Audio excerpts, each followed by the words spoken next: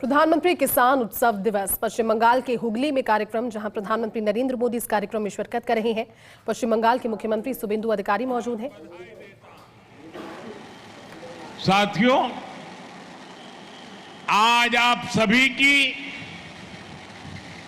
मैं स्वच्छता से स्वागत पहल के लिए भी सराहना करना चाहता हूं, भूरी भूरी प्रशंसा करता हूं।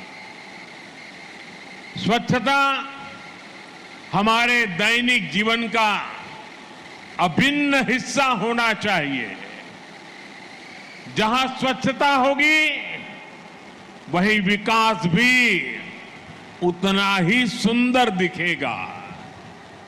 मैं आपको स्वच्छता से स्वागत के लिए भी बहुत बहुत बधाई देता हूं। साथियों, इस बार पश्चिम बंग दिवस की ये तारीख और भी खास है।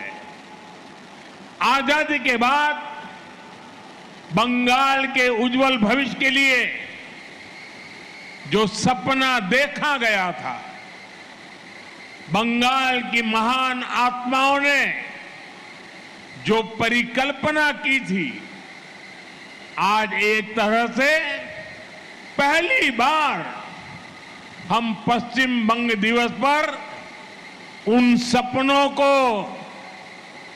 सच्चाई में बदलते देख रहे हैं। यह ऐतिहासिक तारीख पश्चिम बंगाल के विकास की प्रेरणा बने, हम एक नया और गौरवशाली इतिहास रचें। आज बीजेपी एनडीए सरकार में इसके लिए विकास के महाअभियान की शुरुआत हो रही है। साथियों, बंगाल में दशकों तक पहले लेफ्ट और फिर टीएमसी ने जो गड्ढे बनाए, उन्हें भरने के लिए डबल इंजन सरकार ने सुपर फास्ट स्पीड से काम करना शुरू कर दिया है। बिजली की रफ्तार से फैसले हो रहे हैं। रुकी हुई योजनाओं पर काम आगे बढ़ने लगा है। इसी कड़ी में आज यहां सैकड़ों करोड़ रुपए की विकास परियोजनाओं का उद्घाटन और शिलान्यास हुआ है। रेल, रोड, कृषि, मछली पालन, इससे जुड़ी ये परियोजनाएं बंगाल के विकास को नई गति देगी।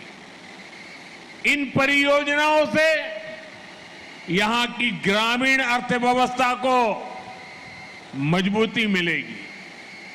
मैं बंगाल के लोगों को इन विकास परियोजनाओं की बधाई देता हूं। आज पीएम किसान सम्मान निधि की 23वीं किस्त भी जारी की गई है। देश भर के 9 करोड़ से अधिक किसानों के बैंक खातों में लगभग 19,000 करोड़ रुपए सीधे भेजे गए हैं। मैं देश के सभी लाभार्थी, मेरे किसान परिवारों को बहुत बहुत शुभकामनाएं देता हूं। साथियों, गुलामी के दौर में हमारे बंगाल ने क्या कुछ नहीं सहा, कितने बलिदान दिए, कितने त्याग किए। 1946 में कोलकाता में हुई हिंसा, नोआखली के दंगे, कितने निर्दोष बंगाली मानुष, बंगाल के लोग उसकी भेंट चढ़ गए। भाइयों बहनों, बंगाल ने रक्तपात सहा, बंगाल ने अपनों को खोया, अपनी मातृभूमि के टुकड़े होते देखे, लेकिन बंगाल ने अपनी अस्मिता और पहचान को नष्ट नहीं होने दिया। इसी का परिणाम था जब पूरे बंगाल को भारत से अलग करने की साजिश हो रही थी, तब अलग पश्चिम बंगाल बनाकर उन मंसूबों को कामयाब नहीं होने दिया गया। हजारों वर्ष पुरानी सभ्यता और संस्कृति, यहां की मूल आस्था और परंपरा तब अनेक संघर्षों के बाद बच गए थे। और आज भी वो मूल्य, इस धरती के संस्कार आज पश्चिम बंगाल के रूप में न केवल सुरक्षित है बल्कि जीवंत भी है। इसलिए पश्चिम बंग दिवस के रूप में हम केवल एक तारीख को याद नहीं कर रहे हैं, हम पूरे इतिहास को याद कर रहे हैं। हम हजारों साल पुरानी बंगाल की विरासत को नमन कर रहे हैं। साथियों, आज की पीढ़ी को हमें बार बार पश्चिम बंग दिवस की अहमियत बताने की जरूरत है। उस दौरान क्या हो रहा था, ये युवा पीढ़ी को जानना जरूरी है। जब पूरे बंगाल को पाकिस्तान का हिस्सा बनाए जाने की कोशिशें हो रही थी, तो कांग्रेस उन षड्यंत्रकारियों के सामने घुटने टेके पड़ी थी। और यही वो समय था जब डॉक्टर श्यामा प्रसाद मुखर्जी ने उसके खिलाफ आवाज उठाई। अप्रैल 1947 में उन्होंने ऐतिहासिक रिजोल्यूशन पास कराया। उन्होंने घोषणा की, पूरा बंगाल पाकिस्तान का हिस्सा नहीं बनेगा। इसके लिए बंगाली हिंदू होमलैंड मूवमेंट शुरू किया गया। डॉक्टर श्यामा प्रसाद मुखर्जी इसका नेतृत्व कर रहे थे। प्रसिद्ध वैज्ञानिक मेघनाथ साहा, इतिहासकार आरसी माजुमदार, इतिहासकार जदुनाथ सरकार, सुनीति कुमार चट्टोपाध्याय, बंगाल के ऐसे कितने प्रबुद्ध और प्रसिद्ध लोग इस मूवमेंट का हिस्सा बने। जीडी बिरला जैसे उद्यमियों ने इसे आगे बढ़ाया। मतवा लीडर पीआर ठाकुर ने आगे आकर इस मूवमेंट को समर्थन दिया। अखबारों में लेख लिखे गए, किस्से कहानियां लिखी गई। वंदे मातरम की भावना को एक बार फिर स्फुरित किया गया। बंगाल की जिस आवाज को मजहबी एजेंडों से दबाया जा रहा था, इस जन आंदोलन से वो स्वर फिर से मुखर हो उठे।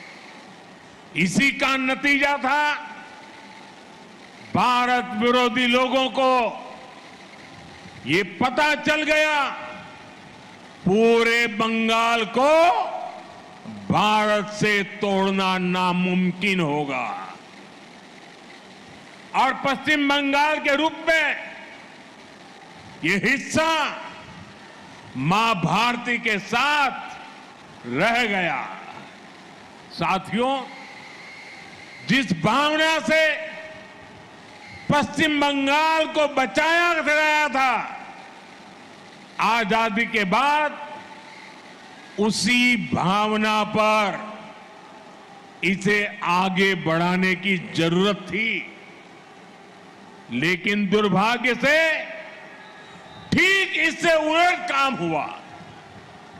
पश्चिम बंग दिवस और इसकी भावना को भुलाने की कोशिश हुई। सियासी एजेंडों के कारण इतिहास का व्हाइट वॉश किया गया। भाइयों बहनों, विभाजन के समय जो कांग्रेस बंगाल को लावारिस छोड़ना चाहती थी, विभाजन के बाद उसने बचे हुए पश्चिम बंगाल में भी तुष्टीकरण के खेल खेलने शुरू कर दिए। पश्चिम बंगाल के इस इतिहास को दबाया गया। श्यामा प्रसाद मुखर्जी जनसंघ के संस्थापक बने, इसलिए उनके योगदान को नकारा गया। जिस भावना को लेकर उन्होंने बंगाल के लिए लड़ाई लड़ी थी, उस विचार को भी खत्म करने की कोशिशें होती रही।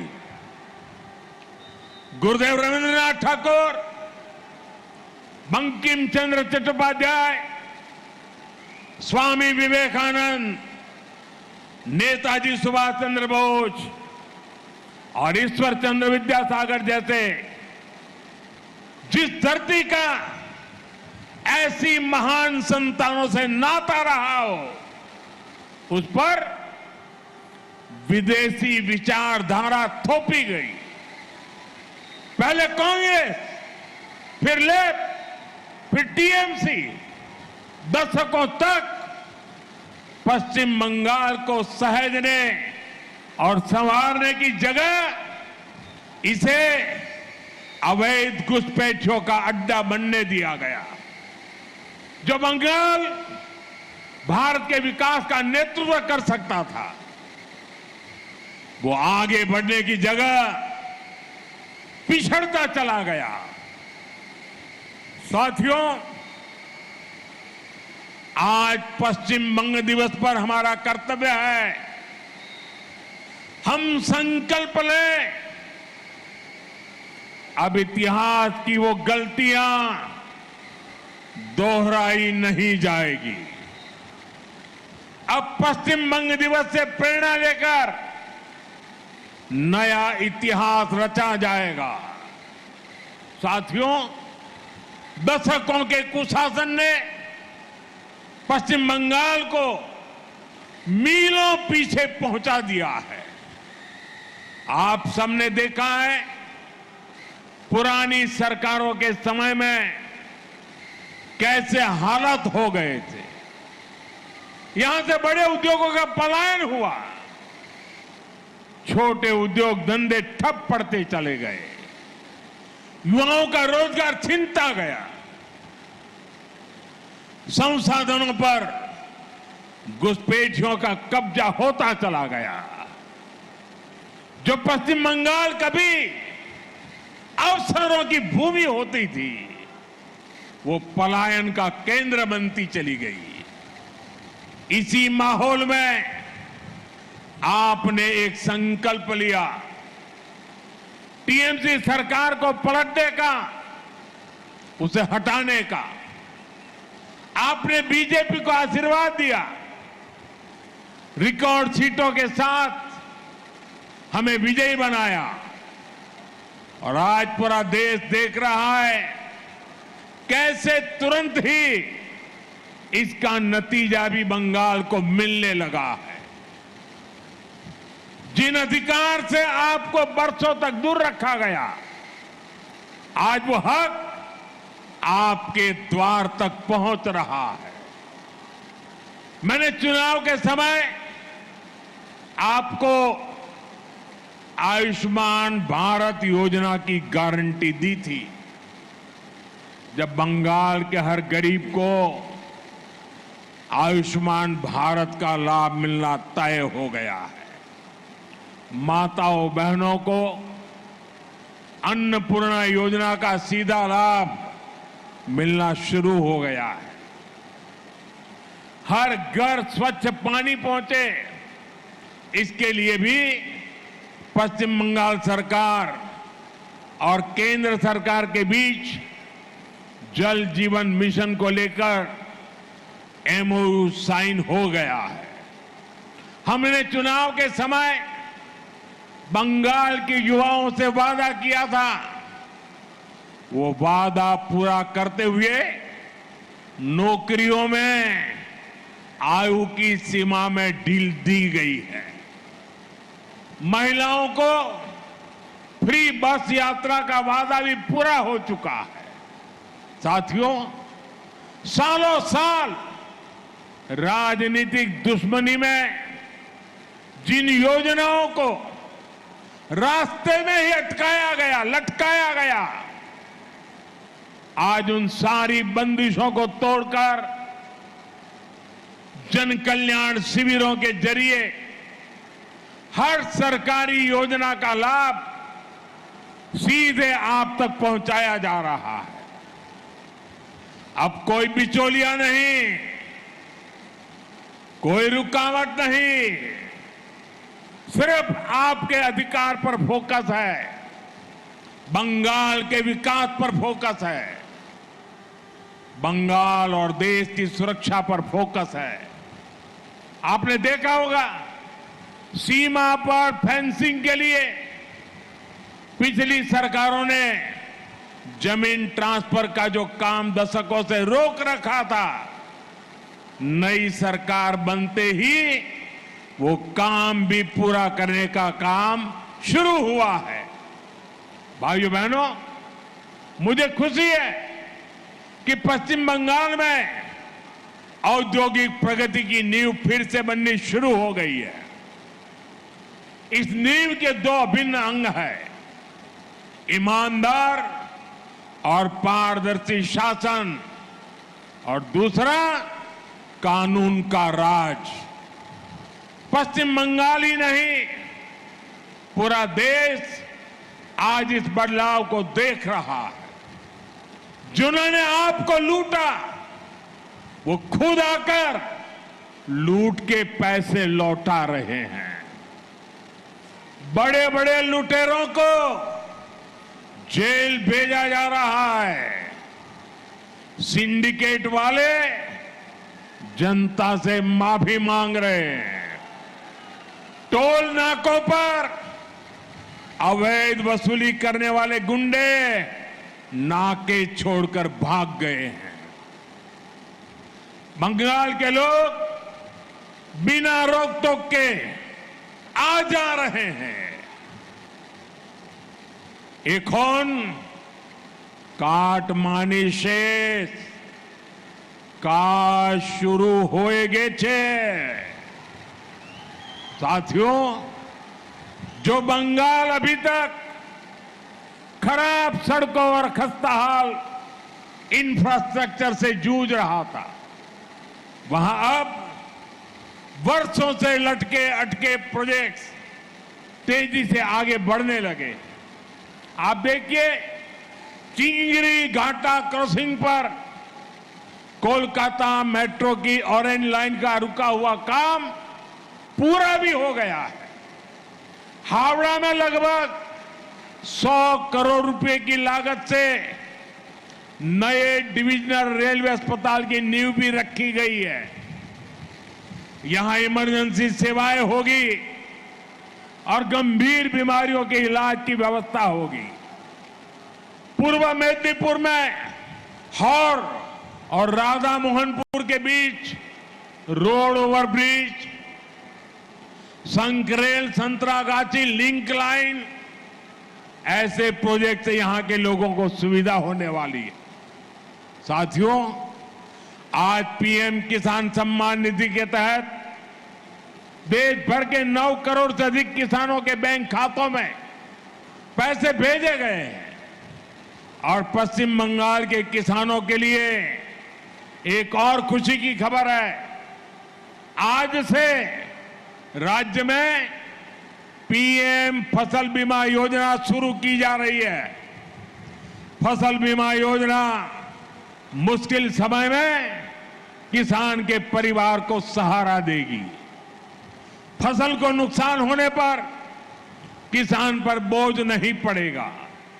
साथियों, अब पश्चिम बंगाल डिजिटल एग्रीकल्चर मिशन से भी जुड़ रहा है। एग्रीस्टैक के माध्यम से किसान रजिस्ट्री बनेगी। गांवों के नक्शे और बोई गई फसल की जानकारी डिजिटल रूप में उपलब्ध होगी। खाद की खरीद, किसान क्रेडिट कार्ड, डीबीटी और न्यूनतम समर्थन मूल्य पर खरीद जैसी सेवाओं में इससे आसानी होगी। साथियों, कृषि क्षेत्र में जो सबसे पिछड़े जिले हैं उन्हें आगे लाने के लिए सरकार ने पीएम धन धान्य कृषि योजना शुरू की है। इसमें पश्चिम बंगाल के 4 जिले पुरुलिया, दार्जिलिंग, अलीपुरद्वार और झारग्राम शामिल है। इन जिलों में खेती की उत्पादकता बढ़ाने, स्टोरेज की सुविधा बनाने और किसानों के लिए लोन आसान करने पर काम होगा। बंगाल में मछली पालन से किसान, मछुआरे, व्यापारी सब जुड़े हैं। इससे दक्षिण 24 परगना के फ्रेसरगंज फिशिंग हार्बर की क्षमता बढ़ाई गई है। वीरभूम में आधुनिक फिश मार्केट बनाने का भी काम हुआ है। अब बंगाल थमेगा नहीं, बंगाल अब इतिहास रचेगा। এবার বাংলা থামবে না, এখন इतिहास गौरवे। साथियों, आज इस कार्यक्रम में देश के अलग अलग हिस्सों के लाखों किसान साथी भी जुड़े हुए हैं।